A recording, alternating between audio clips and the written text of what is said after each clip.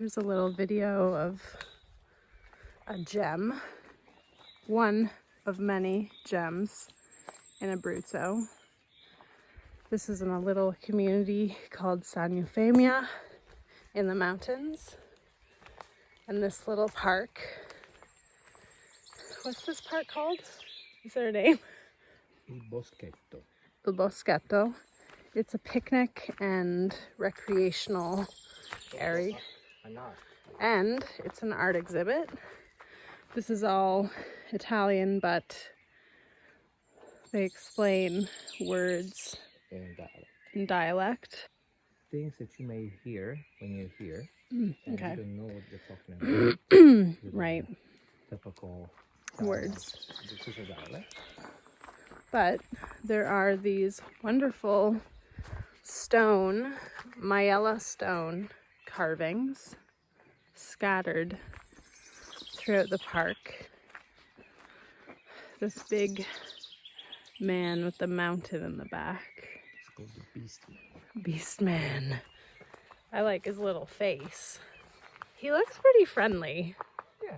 Like, I wouldn't not approach him. And his toes are cute. She's reading a book. She's a prophet. It's a legend. She lives in the central Appennino, the mountain chain, central Italy, and in a cave called Monti Sibillini, Sibillini Mountains. The Cyclops Giant. coming out of the ground. Oh, more people.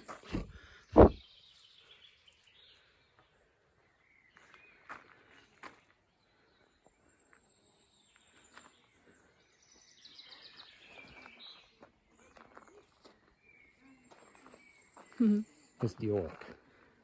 It's an orc? Yeah. Huh. The lighting, the Lucente, the shiny shiny fish. fish.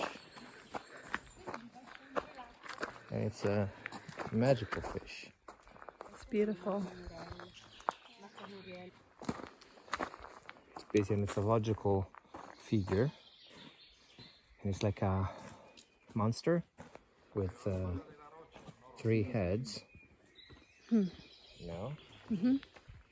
And you may say, well, where's the other head? Yeah, I was going to ask that. Yeah, there's one here. Snake. There's one. And one at the back, maybe? And, I don't know.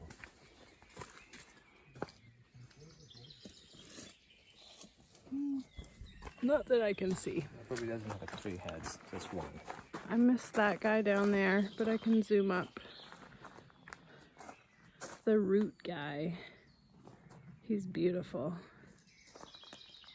Yeah, it's wooden made. So this is called Fiabosco. Several artists, they made this, to push the traditional culture of Abruzzo. And each sign here has got a QR code where you can connect and read the story. There will be a narrator who's gonna tell you the story of the statues. I mean, not about who made it. It's I don't think so. But the legend Yeah. around what inspired those creations. We come here often, we bring guests, and we just love the green. And today it was raining. It might still be raining, but we are covered by the green. Yeah. If you come and visit us, we will most likely bring you here because it's very special. This is a little bit of a spoiler, this video, but for those of you who can't make it. The wild king. It's called the wild I like his king. little tongue. Oh. Yeah. The king. So it's a way to say, basically. So they took it from a fairy tale, a tale from an Italian writer called Italo Calvino. Is known all over the world, this guy. He wrote in this Italian fairy tales in 1956 about this king, and the fact that we believe always that the king is beautiful and heroic and stuff, but instead the teaching is he can be, I can say, Not. camouflaged Mm. with ordinary clothes. This is a snake.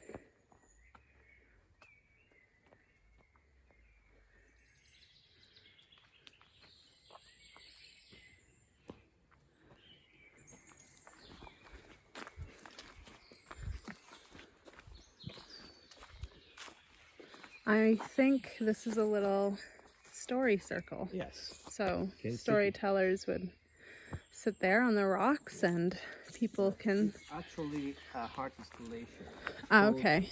Voce longa in dialect. It means long voice, you know. And it's basically a symbolic representation of how in the past shepherds call each other. So it's just like, you know, if you have to call a shepherd who's very far from you, you basically call the shepherd that's close to you, and this guy will call the other shepherd, and so on until you reach the shepherd you wanted to. Like in Lord of the Rings with the fires. Exactly. So it's a way to look for each other. Yeah. Connect each other. That's beautiful. And this represents the wood as a meeting place. This wood here is a meeting place where you can get in contact and reach out. Community, people, friends. You know, this is an important one. It's the Maya nympha. I say Nymph. nymph. Nymph. And this is basically what gives the name to Mayella mountains. And it's basically a goddess, a Greek goddess. She's connected to nature. beautiful. So this is Maya, and it's the major of the Pleiade constellation. Pleiades. Yes. Pleiades. And that's why Mayella mountain is called like this, Maya. So it comes from the Greek mythology. That's the end. And this is the entrance. We didn't see them all, but there are about 20. Well, it's the entrance. It's Yeah. the Fiabosco. The rest of the park, and I will speed it up after this because it's not so exciting. You have grills here. You can grill meat and different picnic areas. And on beautiful days, they do charge a little bit of an entrance fee. It's like €2 a person just to utilize their space. So we bring pretty much all of our guests here, usually on the off season, so we don't generally pay. Thank you for coming along on this little tour, and if you'd like to see more of these hidden gems in Abruzzo, please leave a comment and I will make more videos because I'm very aware that not everyone can travel or they don't like to travel. Like, I'm not a huge fan, although I love the concept. And so when I'm able to find YouTube videos that transport me to a beautiful place that I might never go, I love it. I love it a lot. So I'll make more of these because they're also just a nice way to learn about the world.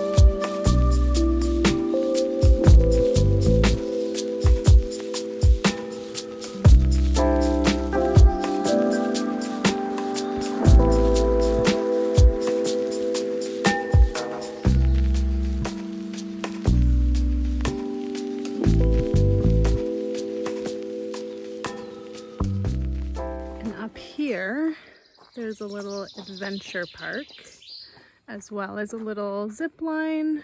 Here, you can vaguely see the wire, and now there's a new little workout area, so people can come and relax and have fun, and it's fun. It's about 50 or 60 kilometers away from Chieti. There's that little workout area. And there are many hotels around, mostly in Caramanico, because it is a huge tourist destination. And thank you for watching.